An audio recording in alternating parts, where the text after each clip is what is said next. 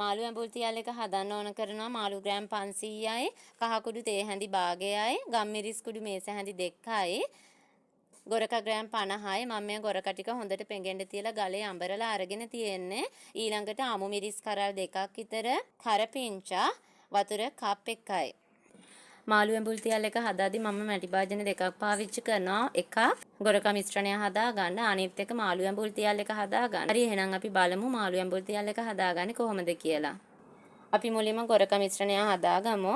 මම මේ ගොරක එකට මිරිස් කුඩු ටිකයි, ලුණු ටිකයි,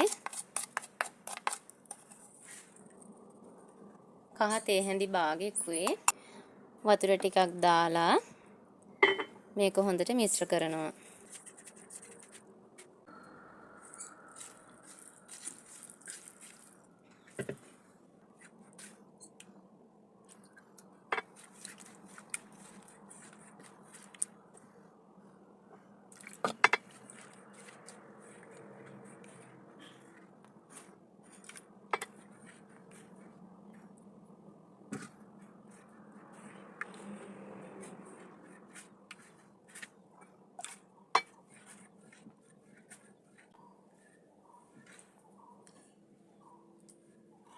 මේ විදිහට අපි ගොරක මිශ්‍රණය හදා ගන්නවා. ඊළඟට මාළු ටික මේකට දාගමු. මම බලමාළු මේ වගේ කෑලි වලට කපාගෙන තියෙන්නේ.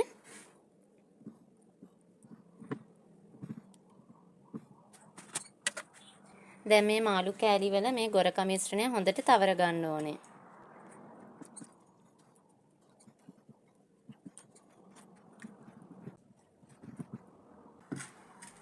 මාළු ඇඹුල් තියල් හදන්න මම මේ වගේ ලොකු මැටි වළඳක් අරගත්තේ. මොකද අපිට මේ මාළු ටික මේ වළඳේ තනි තට්ටුවකට අතුර ගන්න ඕනේ. මේ වගේ ලොකු වළඳක් ගත්තම අපිට පහසුයි මාළු ටික මේකේ තනි තට්ටුවට අසුර ගන්න.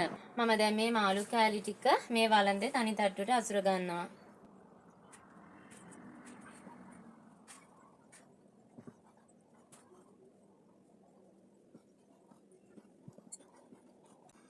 හරි, ඊළඟට මේ වළඳ මේ ගොරක ටික ඉතුරු වෙලා තියෙනවානේ. මම ඒකත් මේ මාළු මිශ්‍රණයේ උඩින්ම දාගන්නවා.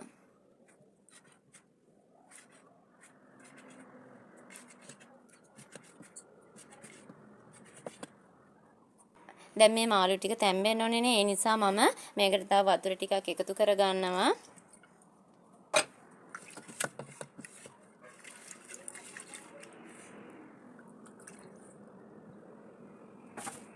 ඊළඟට කපාගත්ත මිරිස් කරල් ටික, කරපිංච ටික මේකට එකතු කරනවා.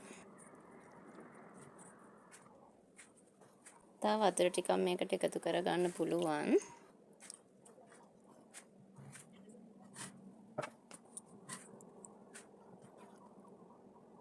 හරි, දැන් අපි මේක ලිපේ තියාගමු. දැන් මම මේක ලිපෙන් තියලා තැම්බෙන්න වහලා තියනවා. මේ තියෙන්නේ මම හදාගත්ත මාළු ඇඹුල් තියල් එක. මට මේක ලිපේ තියේදී වීඩියෝ කරගන්න බැරි වුණා. ඉතින් මාළු තැම්බුණාට පස්සේ ලිපේ ගින්දර අඩු කරලා මදගින්නේ තමයි මේක උයාගත්තේ.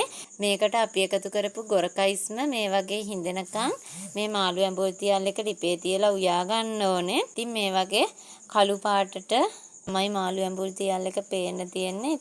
ඉතින් දැන් තියෙන රස බලන්න.